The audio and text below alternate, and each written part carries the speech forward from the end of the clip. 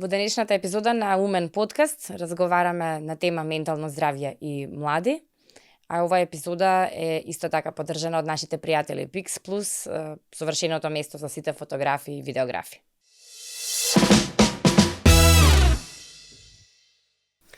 Менталното здравје е индивидуална и колективна одговорност. Она што го чувствувам лесно се прелева и влијае врз она што ќе го доживееш ти. Ние сме многу поповрзани отколку што можеби ќе дознаеме во овој краток живот.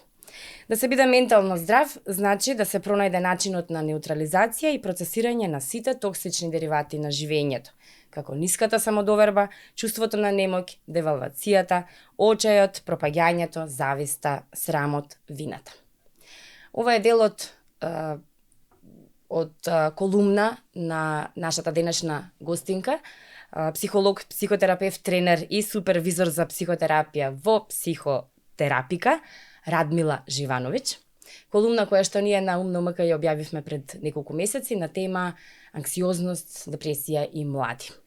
Во оваа епизода на Умен подкаст избравме малку посериозна тема за разговор, меѓутоа ветуваме дека нема да бидеме целосно сериозни. Така, Радмила, добре ни дојде. Добро ве најдов.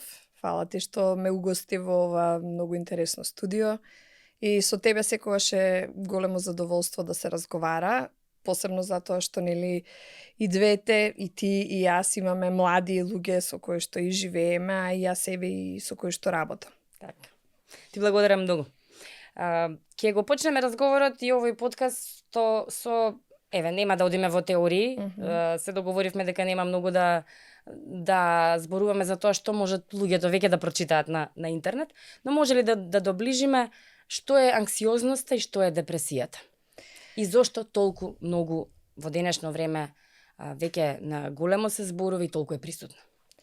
Јас сакам да, како што ти напоменав на почетокот, да не ги правиме работите пострашни од тоа што веќе се направени, нели ако отидат вашите слушатели и гледачи на интернет ќе најдат многу информации, многу бројки, но не е се во статистиката.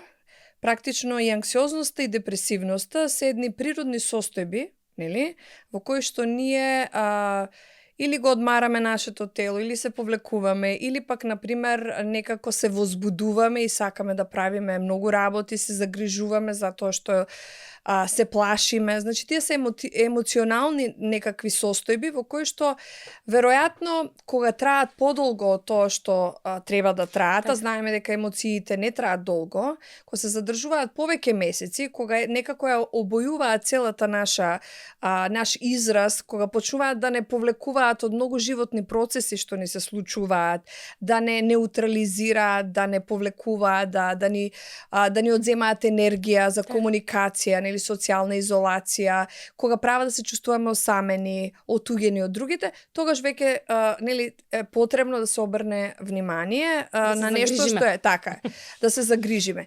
Инаку мора да признам дека многу пати еви младите читајки, информирајќи се за нивните состојби, често имаат тенденција да си ги пренагласат одредени состојби, забележала тоа. Нели, или пак возрастните бивајќи хипервигилни или хипервнимателни за однесувањето на младите, бидејќи младите мора да направат некаква грешка, они некако постојано ги чуваат од опасности, значи дека ќе бидат и хиперсензитивни на сите нивни промени и понекогаш и реакцијата на возрастните знае да предизвика да младиот се чувствува дека е во некаква состојба, во некаква заглавеност, а наспроти тоа, например, би можеле да разговараат или да видат кои се тие опции кои што или што всушност се случува и не секогаш младите сакаат да споделуваат, нели, со возрастните, и во таа мискомуникација, недостаток на време, неможност да се направи разговор, разговор само кога сме премногу вознемирени, возбудени, кога пукаме, кога пошалови, тогаш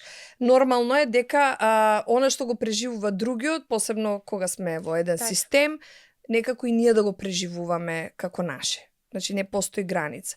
Така да во таа насока многу е битно во кој контекст, нели, во кој систем се појавува анксиозноста и депресијата, колку долго траат и не само они, мислам се појавуваат и други со нив сродни, поврзани, корелирани однесувања, на пример во кој што е нагласена активноста на децата, недостаток на фокус, немирност, зголемена тенденција за злоупотреба на дроги, значи на супстанци, еднозависничко однесување, значи неможност да се социјална изолација, тука имаме различни типови на анксиозни расстройства и на депресивни, но често они одат и заедно, па често ќе сретнеме анксиозно-депресивни расстройства.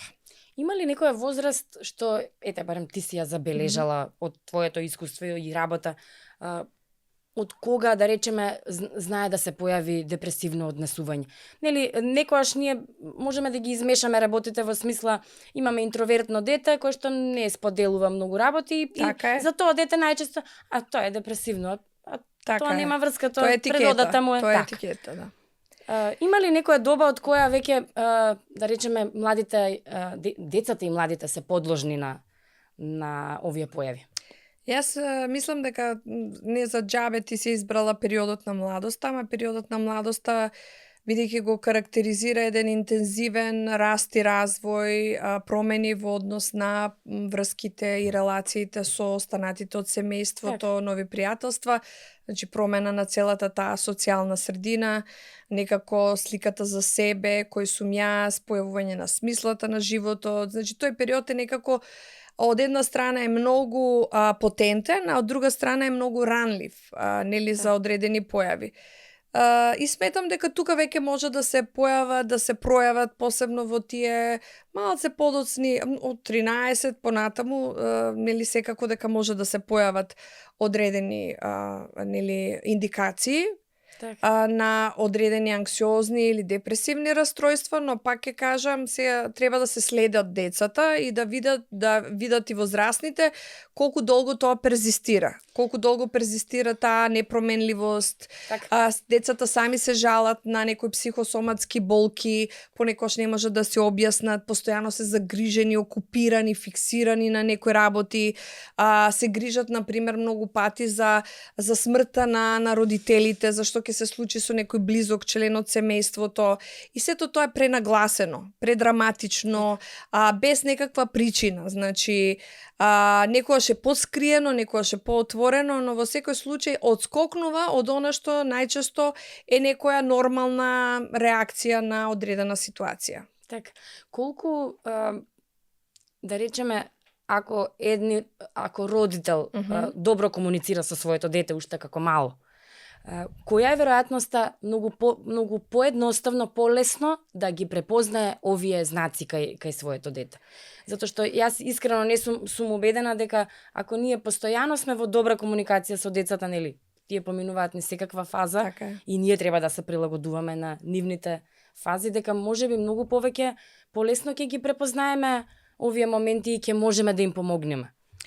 Јас многу често не идувам, ја постојано зборувам со неа, постојано и кажувам што треба да направи. Ама и кажеш. Така е. Значи мораме да направиме разлика што ја слушам. Да, така е. Значи ние изборуваме. Колку пати сме го слушнале тоа, треба да изборуваш устата, пена да те фати. Така. Што значи тоа? Тоа значи дека како папагал постојано да повторувам некои работи. Односно од ова низ она да испас. Да. И тоа е гаранција, ти зборуваш, ама никој не го прима од другата страна. Значи тој разговор треба да биде обостран. Значи треба да се појави во момент кога и младиот е заинтересиран да зборува, не само кога на родителот ќе му дое она потребата да разговара. Јас ти кажав, па ти сега како сакаш. Тоа е многу јако, тоа е ултимет, што сега останува после тој муабет, јас не знам да се снајдам. Јас најчесто и со родителите на адолесцентите им велам да се вратат на времето кога што они биле адолесценти, колку они на некој начин ги слушале нивните родители. Бидејќи младоста е период во кој што треба да покажеме одредена поддршка за независноста на децата. Мораме да ги оттргнеме од нашите утроби, од нашите матки, да им дозволиме малку да дишат, да продишат. Ние сме многу одговорни и презагрижени родители. И нормално е дека нашите деца ќе бидат анксиозни. Нели? Затоа што од една страна не сакаат нас, друга страна внимаваат да не направат нешто грешка, се антиципираат, значи анксиозноста се јавува и во тој антиципиран страв, предпоставен страв дека нешто лошо ќе ни се случи. Да. Често пати се случува анксиозно дете да има анксиозна мајка. И анксиозноста сама по себе има различни градации, но во суштина е некаква загриженост, страв, нели, кој што многу често е неоснована, така е неоснована, ама ќе видиме дека останува и понатаму тој страв, иако заканата е тргната. Така. Нели? Но останува кога детето завршува, младиот завршува со процесирањето на таа закана, родителот го држи колективното тука негово поле дека не треба да се заборави. Че не треба да се заборави дека се случило тоа, не треба да се заборави дека се случило тоа и треба да бидеш предпазлив, бидејќи ти имаш склоност, знаеш дека имаш склоност, нели? Тебе сите да те отфрлаат или да не знам тамо не можеш да се адаптираш лесно. Значи, ние на некој начин некогаш од толку добри намери ги буткаме во волчјата уста децава. И кога они се бунтуваат, а бунтот е здрава, некоја енергија, граница, до тука, не ме чепкај, ние не ја почитуваме. Не ја почитуваме, ние се уште не ја почитуваме. Иако сме многу подобрени во однос на тоа, сепак има една тенденција која што постојано буткаме. Ние не го оставаме тоа, чепкаме, додека на младиот не му пукне филмот, скроз се исклучи и у суштина ние мислиме дека правиме некаков муабет, он е исклучен. У суштина ние стимулираме таа исклученост. Да. Колку токму ова, јас така си го нарекувам, презаштитничко родителство, што го сведочиме последниве децении, може да влијае негативно за позачестена појава на анксиозност. Затоа што имам впечаток дека навистина се создаваат веќе генерации деца кои што се многу зависни од родителите, многу без самодоверба. Наведом тоа е привидно дека ние сме кул и многу знаеме, користиме технологија и сме дел од светот и од глобалното и сето. Меѓутоа, баш неодамна еден повозрасен психолог американец имаше некој подкаст и вели што очекувате од генерации во кои што на 5-годишни деца ние како родители се однесуваме како батлери. Да. Колку таа наша сервилност и тоа наше желба да ги заштитиме од сервилност и контрола. Е така. Пошто колку ти сега тоа доаѓа до да. израз во годините кои што се многу важни за нивен развој, веќе адолесцентниот период. Да, еве сега во овој момент јас и ти да звониме на телефонот на нашите деца, ќе мора да одговорат, така? Да, и ќе бидеме загрижени ако на вториот обид не се јават. Не се јават, веќе филмовите си ги правиме во главата, затоа што ние самите сме анксиозни и многу вознемирени. Нормално е во една релација со нашите деца таа вознемиреност да прелева.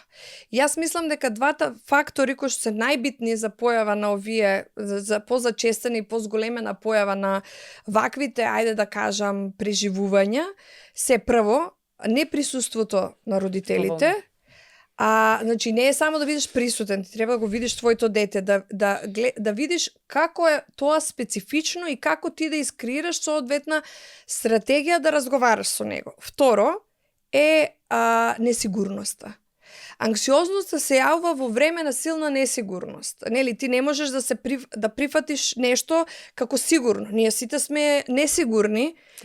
Јас самата можам да се фатам себе си како менувам мислење на секој 5 секунди, ама треба ова, треба ова. Не може ова, се преиспитуваме. Но ако после тоа детето го забележи или младиот го забележи, а јас не дадам некој смешен ремарк како на пример леле стварно видиме што зборувам, а не во смисла да се правам наудрена, да не гледам во тоа или да кажам јас се знам или јас никогаш не сум вознемирена, да ја стискам таа вознемиреност, ќе осетат. И не само што ќе осетат, ќе ја посвојат. Ќе се идентификуваат затоа што тоа е начинот на кој што функционира системот. Он не може да се осеќа колку и он да сака младиот да има некоја независност, не може да се осеќа дека е толку надвор од системот. Сепак, и оние кои што се вознемирени бараат некоја поддршка, некаква помош и некаква утеха со оние кои што нели се нивни родители или најблиски луѓе. Така. Сега во однос на неприсутноста, многу сведочиме на родители кои што се присутни, ама не се квалитетно Така, не е присутни. само времето пред телевизорот, туку Така што е. правиме во тоа време. Така е. Или пак на социјалните мрежи. Некој родител ќе издвои повеќе време да биде на социјалните мрежи него да биде со своето дете. И сега децата го гледаат тоа и сваќаат дека тоа е некој норматив на поврзување. Или на социјалните мрежи ние многу си се сакаме, Да, се нели, постира се, се точно. постира се, леле, види го слики и моето све, да. керче, во моето девојче, знаеш, а после не си правиме два реда Среќен муабе роден ден дома. на керка ми 9 Да, и години песна. што има. Песна. 2 А керката километра. нема ни профил на Facebook, мислам. Да. Сакам да ти кажам, тоа експонирано родителство или она типично Како да се не криеме да, од многу работи, да, во суштина. И младите, она специфичното fear of missing out, неможноста, мислат дека ако не се вклучени, дека се исклучени, како они не го знаат, што значи моментот да бидеш исклучен, дека тоа не е страшен момент. Так, А родителите самите се вознемирени ако некој не ги вклучи во некаква ситуација. так. Или во некаков разговор, или не им го респектира мислењето, или не одобрува тоа што они го кажуваат. Другата работа е неприфаќање на различност. Се додека ние сакаме децата да бидат унифицирани наши клонови и да ги држат истите стравови, и додека не видиме кој од кое дете се разликува во што и да го прифатиме, се до тогаш ние ќе имаме проблеми со Споредбите што ги релацијата. правиме, посебно кога се повеќе деца, тоа е многу. страшно. Тоа ни е оставено од претходната генерација. Да, го чистиме се уште тој наратив, нели? Не сакаме да го кажеме гласно, ама ни се осеќа, ни се гледа на лицето колку у суштина сакаме да кажеме, абе, шо не можеш да бидеш како оној таму, посебно знаеш? ако првото дете било супер пример, па второто нешто тука. Така е, или по дома, да, помеѓу браке и сестри, така да тоа секогаш е некаква, не знам, неково петно кое што треба да го редефинираме и ние како родители. Така. Во секој случај, сметам дека младите денес, јас, например, бидејќи работам со млади луѓе, многу повеќе они пројавуваат желба да дојдат да разговарат со психолог, Тоа е многу отколку интересно. нивните родители. Кај младите, значи не зборувам за помали возрасти, например некаде 15-16 години. Причината е едноставна. Не можам да споделам со тебе, нели, нешто што не можам. Едноставно твојата реакција, начинот на кој што реагираш како мој родител, не можам да споделам. Сакаат пообјективно лице кое што некако ќе им го Многу држи убаво. полето. И сега тоа многу родители го сметаат за навреда. А ја го сметам за Стварно? голема свесност. Апсолутно. Ние не можеме за се да им се најдеме на нашите деца. Ние треба да ги пуштиме нашите деца да одат во некои Да. нивни патеки. Ама не само тоа, и ние кога сме биле на таа возраст, не Да. беше толку развиено, нели, не беше толку достапно, секој да сака да може да си поразговара со постручно лице, да си побара помош. Да, тогаш Се уште тоа бевме. беше многу Да. на тема, мислам, реално. Така што ова кај децата, кај младите мене баш убава појава дека не се срамат да побараат совет, помош, да речеме. Она што е исто останато стариот систем е ние сме си другарки. Да. Да, се губи тука линијата која е мајка, која е... Така. Не се другарки, се облечуваме заедно, нели разговараме за теми и некака се ствара интимност некаква во која што таа млада жена не треба да го гради со мајка и, Така.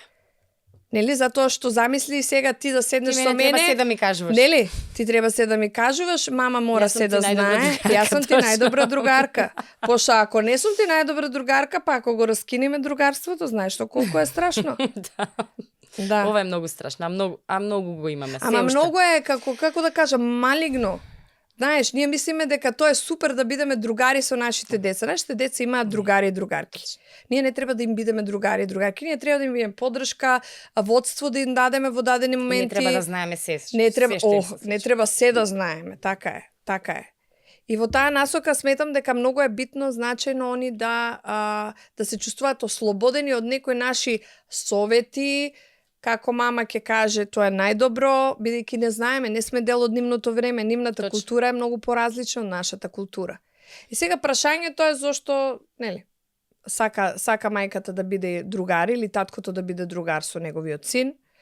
Или тоа Да, сега тоа е- увеќе и тоа е машките и веќе, женските, да. Прашање е зошто е тоа така, затоа што Има многу причини, но не би навлегувала тама. Во секој случај, начинот на кој што ние им го обезбедуваме просторот на нив многу зависи и они како ќе го користат тоа. Така. Како ќе се чувствуваат слободни и сигурни во себе.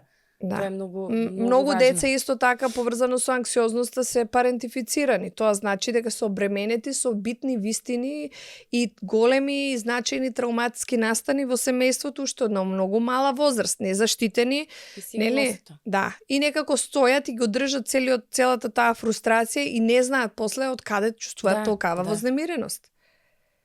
Например, често пати при загуби се случува тоа, да родителот нема сили, нема енергија, нема моќ како да ги подржи, така е, ради тоа што не знае, така е. И средината е оскудна, не може да ја даде таа поддршка и тогаш децата превземаат улога на некој кој што го држи цело семејство. Таа одговорност ствара одлична подлога за анксиозни млади. И треба да се препознае. Така е, треба да се препознае и треба да се му се даде можност на младиот и да се работи со родителот кој што е со нив, нели, затоа што детето ќе бара за да биде, нели, соодветно на возраста, или младиот ќе бара некаква сигурност, некаква поддршка, некаде каде што ќе може да се релаксира, да се опушти.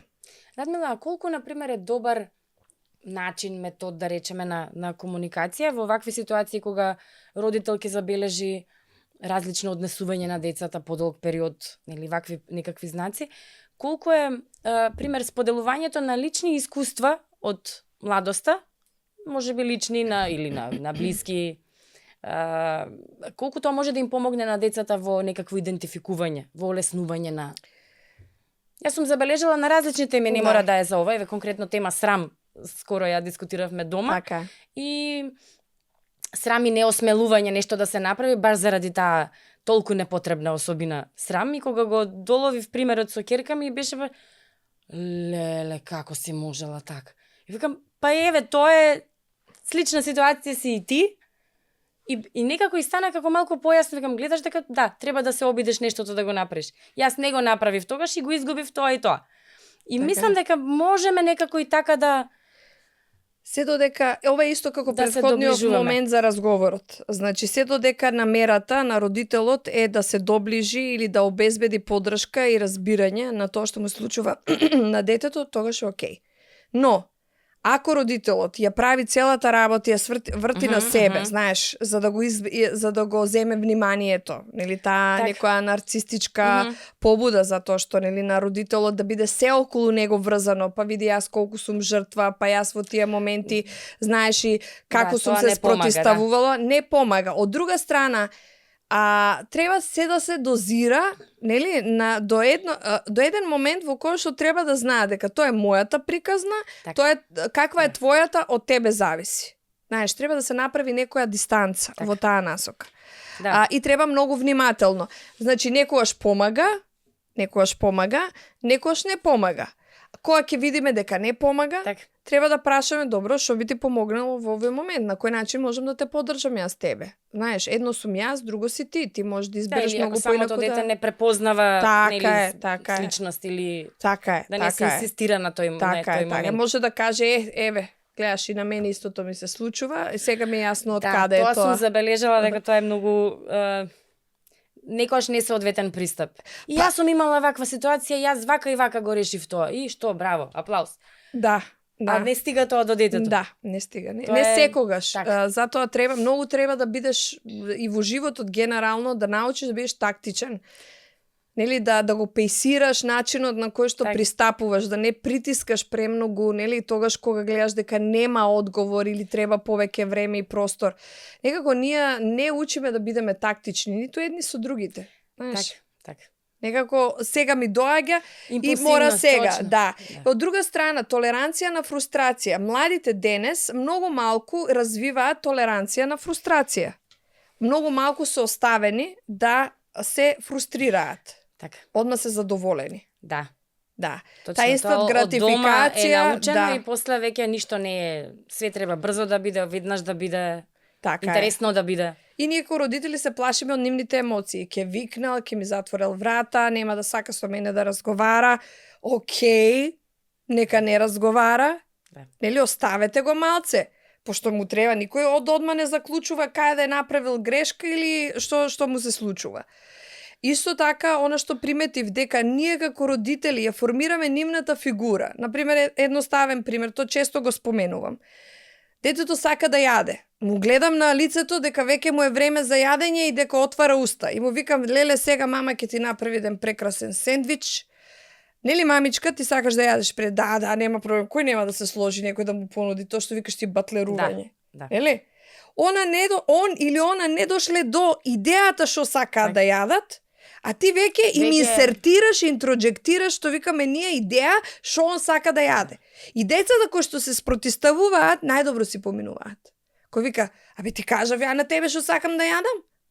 Што се мешаш тамо кој што не ти? Тоа треба да ви е знак дека во вашето дете се уште има здрави сили да се спротистави. Така. Не послушане, не ме слуша, видиш како она го слуша него, нели, а ти ништо, ти си багабонт, бунтовник. Ворете младите тоа е манџата за денес, нема друго. Да, окей. И на некој начин да се дозволи на младите они за нас да направат нешто. Јас се сеќавам нашата генерација на родители, ќе направиш нешто за нив, како не знам да си ги плеснал по фаца.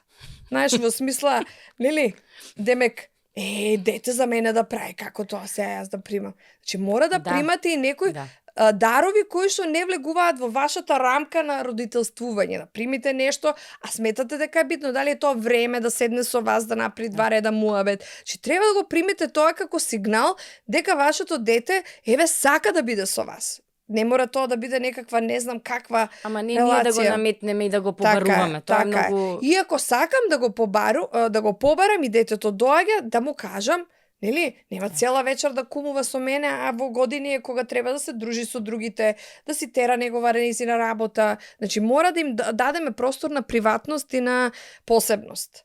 А во исто време треба да сме тука присутни кога ќе им требаме, затоа што они секогаш кога се во големи неволји, најпрво дома се даваат некакви сигнали. Так. Ако ние не можеме да се наштелуваме да ги прочитаме... Кога не ги гледаме тие сигнали? Што е најголема причина да не си го препознаеме детето? Ние не сакаме да признаеме дека нешто лошо се случува со нашето дете.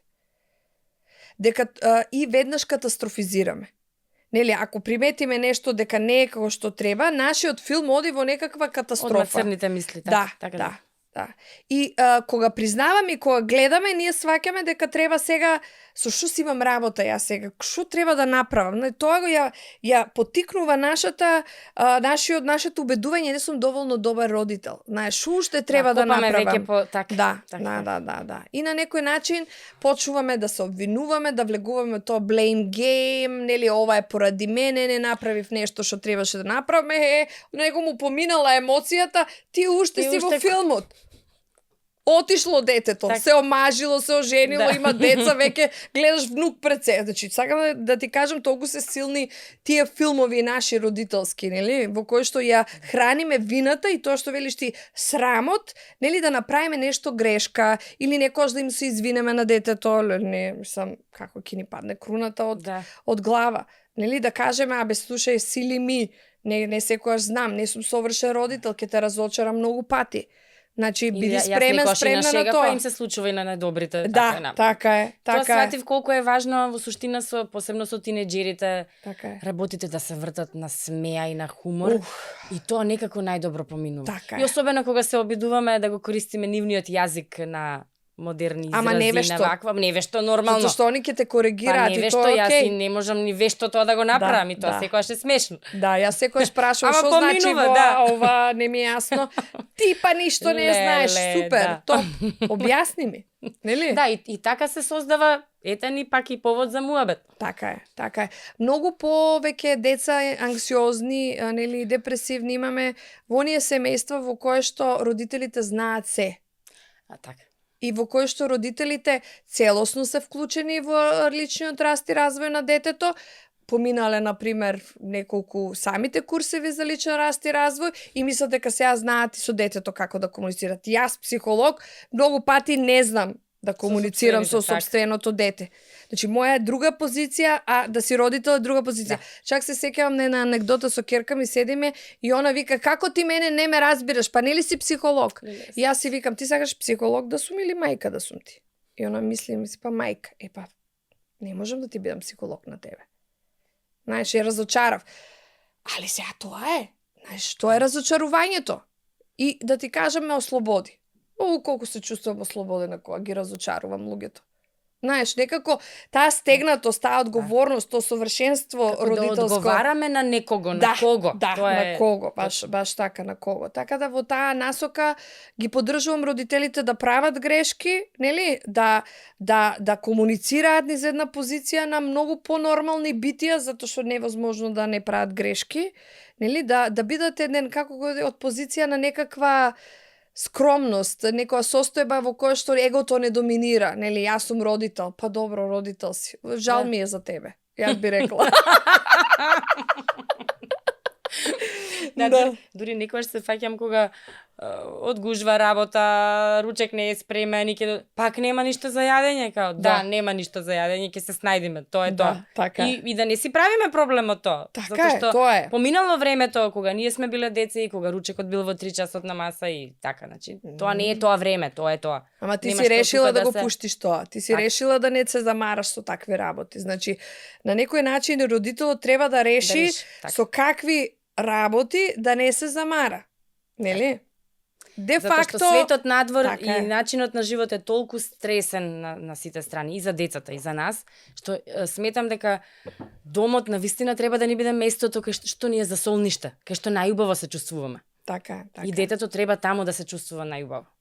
Знаеш, има еден, ова Габор Мате често го следам, има една книга Hold on to your kids. И сега секој различно се интерпретира. Никој не ја прочитал, ама битно насловот, нели, еве, доказ дека треба да се држиш, да ги чуваш твоите деца, не треба да ги пушташ, врсниците да им влијаат. Значи, сакам да кажам, hold on to your kids значи да издвоиш и да искрираш место со своето дете во кое што можеш да разговараш без разлика твоето дете, нели, со кој се дружи и со кој посветува време. Не значи или, значи и. Точно, ете така.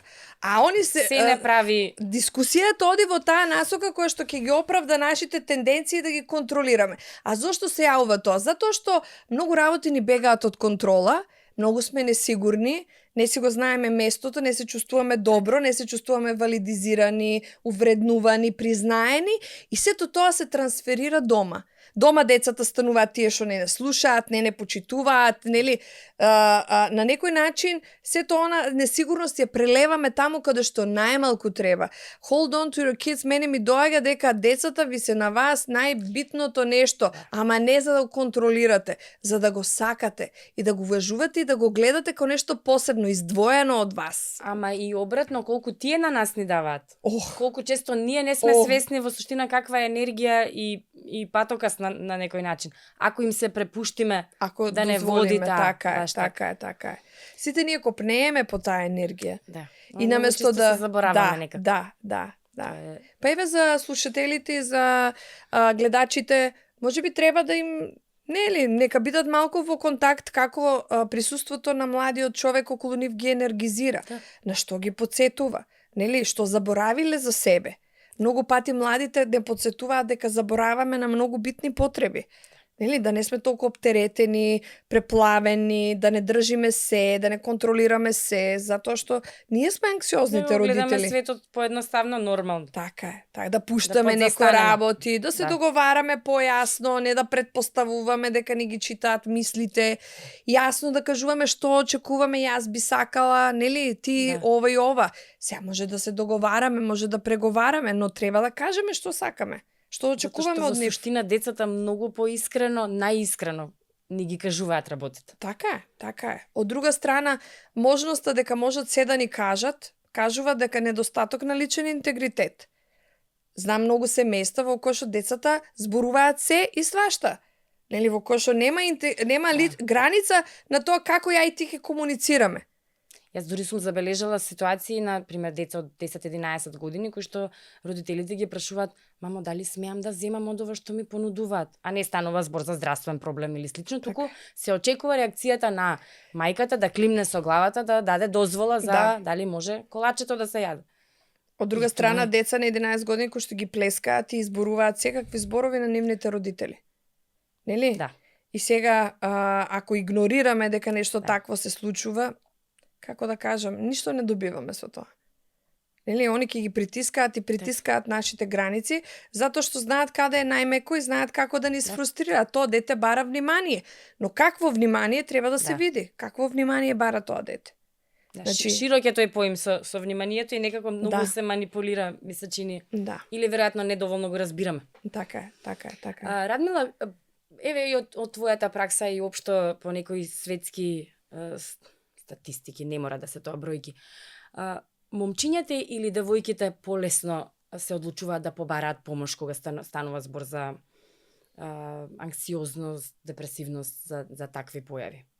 Како ти изгледа? Анксиозноста и депресивноста често се сметаат и за копинг механизми. Значи, дисрегулирани механизми за справување со одредени ситуации. Јас сакам да гледам на тоа дека ние некаде во животот учиме како да се справиме со одредени ситуации и најчесто го завземаме она што е битно, нели, во дадена ситуација.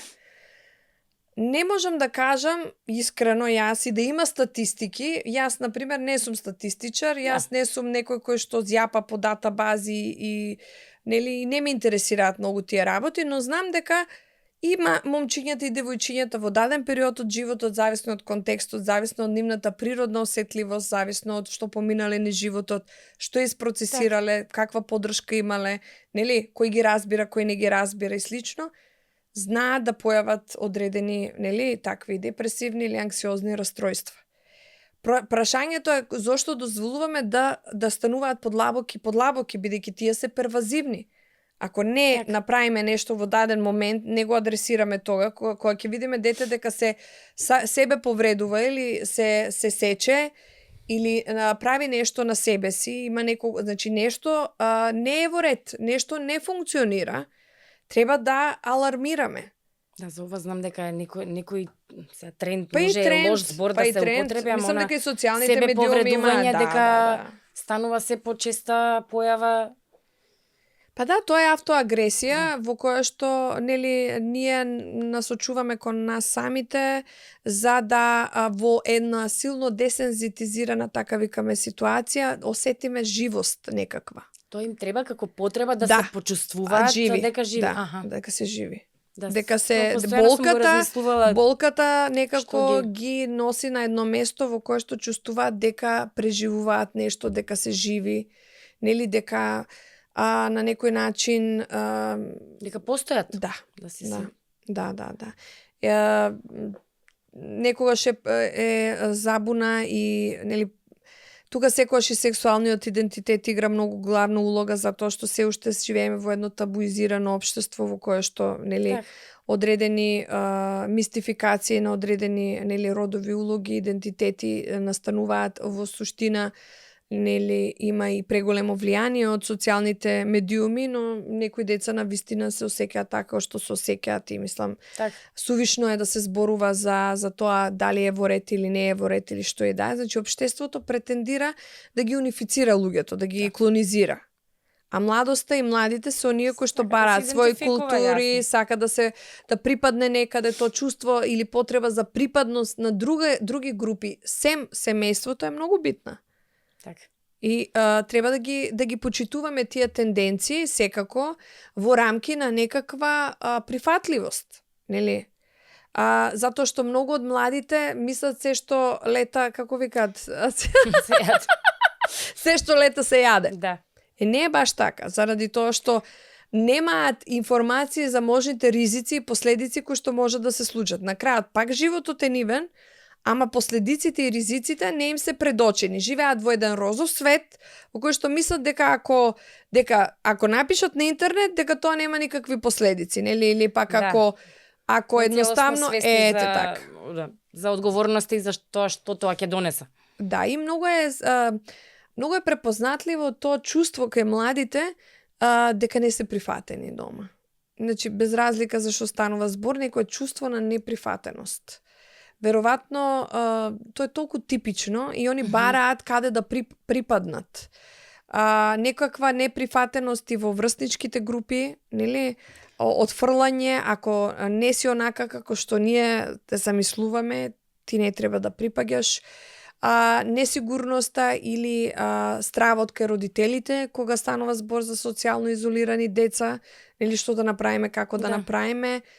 И не сите можете, еве искрено ти кажам, да си ја приуштат можноста да одат на психолог. Така е. Ние немаме матичен психолог, ние немаме нели се одат само кај психијатар каде што ситуацијата е веќе алармантна. Нели нема никаква сервис за родителско советување на адолесценти и тинеџери, нема никаква поддршка на средните училишта, на наставниот кадар за работа со таа популација. Колку во суштина еве кај нас имам чувство дека немаме систем за работа во училиштата, еве да ги земеме средните училишта. Нели ќе се појави некој проблем со дете, ќе се повика родител, ќе му се посоветува, поработете дома, поразговарајте. Меѓутоа на ниво на самото училиште ние немаме стручно лице кое што зошто да не може некој дете да почесто да поразговара, да се следи. Има стручни лица, има стручни единици, но они се често преоптоварени со многу и многу ученици. Тоа е еден човек за 500 деца, тоа е невозможно. Како да оствариш таа приватност? Нели? Да обезбедиш условија, активности, да работиш со цел клас ако станува збор за некакво неприфаќање, нели да ја разгледаш ситуацијата, не е само една активност. Многу деца имаат проблем. И тука застанува што да направи училиштето, например може да препрати некаде, има некакви бесплатни нели некакви услуги за семејства и за родители, но сепак тоа е сепак повеќе стигматизирано отколку што е внесено во некаква нели стандард, пракса, така. И во таа насока јас сметам дека треба општините малце повеќе да се ангажираат со психолозиве кои што секако работат да обезбедат некаква услуга за младите кои што навистина имаат потреба од посета на тоа да е психолог. подискретно. Така е, да не биде преку училиштето, така е. Тоа е баш убава идеја. Ама општините немаат простори и средства, пак ќе кажам, за нешто такво да изреализираат. Од секогаш сум мислела дека општините треба да бидат тие кои што ќе обезбедат некакви, ајде да кажеме, комунални услуги за ментално здравје за младите и за родителите. Еве можеби од нашиот разговор ќе да се роди некаква иницијатива. Инаку знам доста колеги работат со некакви програми и проекти во рамки на училиштата и тоа многу им помага. Знам и доста психолози кои што многу се ангажираат околу нивното ментално здравје и ги поттикнуваат самите млади да прават кампањи за зачувување, за дестигматизација на менталното здравје. Младите многу денес зборуваат за тоа, многу организации, здруженија го прават тоа веќе. Менталното здравје станува приоритет и со право, но сепак потребна е некоја поконтинуирана служба која што ќе обезбеди простор токму за ваквите прашања и проблеми. Радмила, колку социјалните мрежи денес влијаат врз младите и дали сметаш дека некакво, како да кажам, филтрирање на содржините што се следат. Колку можеме ние како родители тука да помогнеме? Со забрани не оди работата, зборувам веќе за деца адолесценти. Да. Колку времето поминато на самите телефони, на самите уреди може да им влие и самите содржини што ги гледаат за појава на анксиозни. Ете, слушаме по цел свет, меѓутоа и кај нас за жал се случуваат немили настани, некој да посегне по живот и слично од X причини и многу често инспирирани од нешто видео, нешто што виделе на социјални мрежи. Како да можеме ли тука да ги заштитиме децата? Искрено да ти кажам, јас сум за некаква регулација и медиација на тоа време до одредена возраст. Јас знам дека децата пристапуваат кон социјалните мрежи под возраста назначена за пристап до социјалните мрежи. Сега, ако ние не воведеме услови како родители дека за присуството на тие социјални мрежи ние мора да имаме информација, да сме дел од тој профил, нели, пошто сепак до која година, не знам, не сум сигурна, бара авторизација од родители, нели? За да се Facebook е, вклучат. над 12 години смеја, иако јас знам деца по 6 години што имаат профил. Така е, па, значи не може дете од 6 Да. години да ми каже дека самото посегнало по отварање на профил, може би родителот дало му идеја, отворил. но за да биде најако фраерче у група, у клас, еле, ќе му отвори профил на 6 години. А во секој случај работите брзо излегуваат од контрола. И сметам дека треба да постои, јас ја викам таа повеќе регулација во сенка. Например, си вклучен во профилот на своето дете, но не коментираш ништо, значи не даваш коментари, едноставно следиш, ако има нешто разговараш, ако треба нешто да се избриши и слично. Да. Значи, некоја регулација Да си тука, во сенка. Не е на мама убавата или видиш убаво си испаднала на селфито. Па мајката, коментар, да. па мајката ќе се искористам еден диалектизам, ќе курдиса уште една слика по симпатична од на мајка убавата сликата. И после во офлайн И после- керката вика, зашто прва ми коментираш? Така И е, почва. така е. Значи мора и тамо да се внимава на тој простор, веќе кој го даваме тој простор. Секако регулација во насока на користење на време. Летен период нормално е да попуштиме некои работи. Да. Нормално е за некои апликации да гледаме дека детето има повеќе интерес, па тамо да попуштиме некои работи, но сепак многу е битно да нема користење, барем додека се развива невролошки детето, да нема користење многу доцна. Нели, на интернет, телефоните, цела фамилија треба да ги тргаат од спалните соби, да види, нели, не може сега јас да легнам во креветот, легнување да ги тргнеме. нели, така е, затоа што мора мозокот да се нормализира од целата таа дразба. Да, за да можеш да заспиеш. И тука сум многу децидна, ако забележите дека детето користи телефон, да го тргнете или евентуално да исклучите Wi-Fi или што и да е, да донесете некакви забрани, но пред се со знаење и познавање на тоа. И ако превземате одредени мерки, треба да го информирате. Поради ова и ова, утре имаш 15 минути помалку. Нели? Така. Ако продолжиш тоа понатаму, така ќе биде. Работата е што ние ги губиме конците, ајде да кажам, за таквото или регулацијата од наше раце, уште од сам старт. Или очекуваме дека детето, знаеш колку сум слушнала родители, па ја мислев дека она ќе знае како да го користи интернетот. Од каде знае? Да. Треба да научи. Нели треба да научи.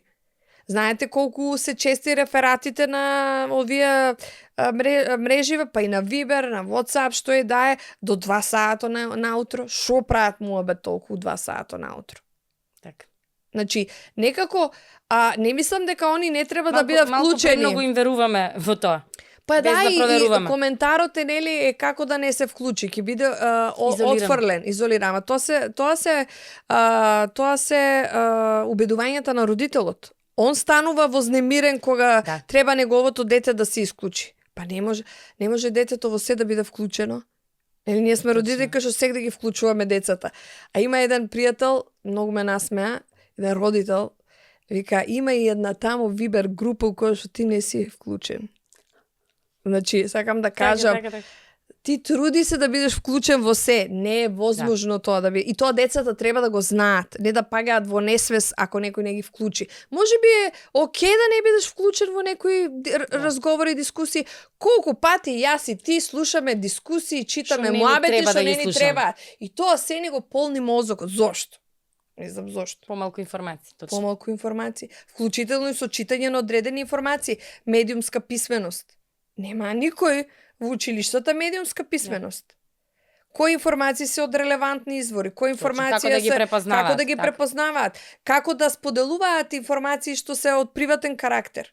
Нели, дали сме некој да им го чачка телефонот? Да. Да им го знае пинот, да им го знае кодот.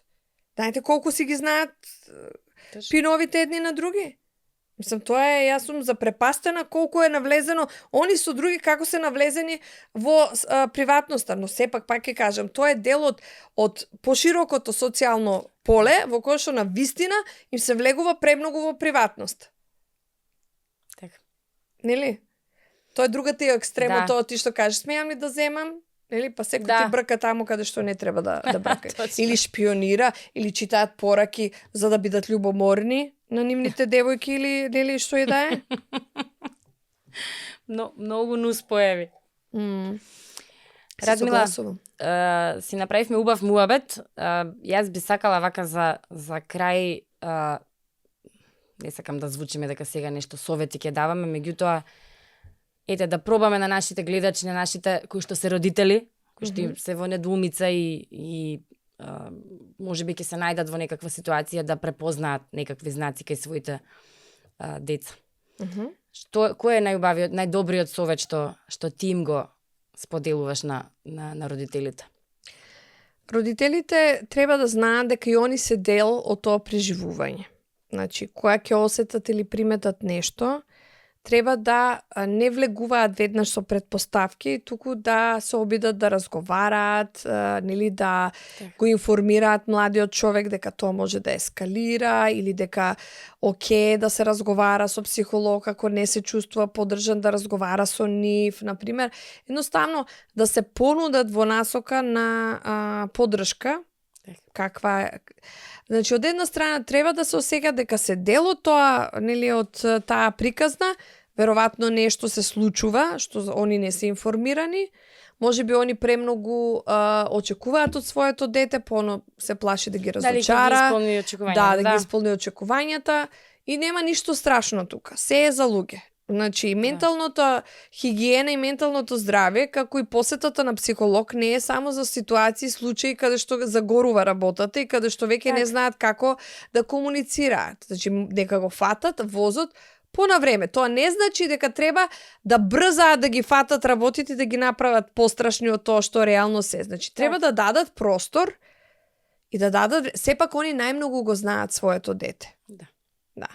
Сега во ситуации кога имаме родители кои што имаат со одредени личностни расстройства неидентификувани, например бордерлайн, нарцисистично расстройство и слично, многу е потешко тоа да се детектира. Нели, таа некои карактеропатии кои што ние ги викаме, во кои што цело семејство страда. Нели, и тука најчесто детето, заради тоа викам, може да разговара со училишната служба и да му посочат неколку аспекти и работи кои што може да ги направи во судир со таква тешка, нели, карактеропатија или нешто кое што не се менува. Значи, затоа што ти е тешко се... Друго е анксиозност, нели? Ќе можеш да смениш нешто, ќе отидеш на психотерапевт, некој нели, луѓево едноставно знаеме ние дека живееме во многу поболно општество, нели, од порано и некакви однесувања се нормализираат, така да тешко е јас да кажам дека патам и страдам од тебе, нели, ако при тоа немам услови во кои што го поддржуваат тоа. Не може сега детето да страда од мајка. Како е возможно тоа? Па возможно е. Значи, мораме да сме свесни дека не секогаш родителите ќе бидат поддршка, некогаш имаат и они проблеми. Добрата намера како беше некогаш е поплочена со... Така е. Но и родителите, ако имаат одредени проблеми, сакам да ги поддржам, да не мислат дека тоа не им влијае на нивните деца. Треба да отидат и да побараат поддршка за себе. Првенствено за да можат да бидат многу по-available или достапни за нивните деца. Уште ова сега се сетив, колку е важно кога станува збор за двајца родители и дете кое што во моментот има некаков проблем, да бидеме единствени, како мајка, татко, во ставот и во препознавањето на нештото. И некојаш се случува, можеби мајката ќе побара помош, таткото е против тоа или обратно. Многу пати се да кријат работите. Тоа е многу штетно за релацијата. Значи, нормално е да имат различни ставови, да се уплашени, да прв пат се сретнуваат со нешто такво и нормално е да чувствуваат голема вознемиреност. Тоа не значи дека треба секој да си го тера своето. Треба да бидат искрени и отворени, да разговараат како да му помогнат на детето и на младиот. Фокусот да биде на детето, така, не да биде ставот... кој подобро знае, кој повеќе знае. Да, и многу... и на психолог одат само болни, нели? И на психолог не одат луѓе кои што се здрави и не одат луѓе со проблеми и нема ние што таму проблемите да ги кажуваме наши. Тоа е за другите, ние ќе се правиме дека ништо не се случува кај нас и дека се е окей, а после тоа, знаеш, пукаат работите многу појако и посилно. Чи на време идентификување и детектирање без таа родителска суета дека не знам што, сите ние грешиме, сите имаме проблеми. Значи не е дека го промовираме проблемот прво ние или само кај нас се случува, тоа не е точно воопшто. Значи, семејства што страдаат од анксиозност и депресивност има многу, нели? Само побрзо доаѓаат до некакво разрешување или до некакво смирување оние кои што се обидуваат да пристапат на нештото како нешто кое што се случува, а не нешто кое што само на нив ли им се случува. Не се случува само на нив. Но верувам и знам дека сигурно е шок, дека е представува тежина, нека поразговараат и со другите родители околу нив. Тоа е колку е важно да погледнеме подалеку малку од својот нос што се вели, за да сватиме дека тоа не е така ретка појава и дека е човечки и сето тоа. И како што кажав и на почетокот, анксиозноста и депресивноста како расположение се многу нормални. Не треба да им ги кратиме на децата и да ги катастрофизираме. Значи, треба да им ги обезбедиме. Како и вознемиреноста, или кога ќе се расплачат, кога ќе имат потреба да викнат, да се изразат, ние сите паѓаме во несвест дека тоа не знам што, каков знак е. Никаков знак е. Тоа е потреба за да се изразам. И не треба, тоа не значи да се изрази врз мене, треба да му даеме простор да се изрази на начин на кој што сака. Да, и многу често им кажуваме, што ти стана тебе, од кај се ова, што е ова? Да. Што ти се случува, не знам. Како бе не знаеш? Да. Како можеш да не знаеш? Што ова не личи на тебе? Да. Тоа ми се многу јако. Многу често ми се јавуваат родители, абе ми се смени детето. Беше супер, сега не е супер. Што му се случило? По пубертет. 2 на 3. Да, сега нешто се случува. Значи, таа загриженост, таа вознемиреност, прво да си ја регулираме кај нас самите, нели? И да сватиме колку она влие врз децата, врз нашите деца. А може па и не треба да го анализираме секој потек, секоја реакција, затоа што и тоа е многу оптоварувачки реално. Ти си дел од медиум. Колку артикли има за родителите како правилно се понашаат? Вака направиле, онака направиле, така направиле, ова ви е сигурен доказ, рецепт, не така пупуне се важи, вака сврти се. Колку од родителите читаат литература за родители? Многу. Ама не е само литературата да ја читаш. Нели, треба да влезеш во жив контакт. Едно е читам и знам, и имам информации, а друго ниво е како јас и ти сме поврзани сега. Колку ние имаме желба да комуницираме една со друга. Колку е тоа автентично точно. Така е. Така и колку јас ти дозволувам ти да бидеш ти, Сребра, јас да бидам јас, Радмила. Или? Така. Да. Радмила, ти благодарам најмногу што ни беше на гости. Фала и на вас. Мислам дека опфативме убава тема и се надевам дека ќе допреме до нашите гледачи и младите, но и родителите. Така е, согласувам и се гледаме во некоја друга, нели, ваша емисија наскоро. Секако.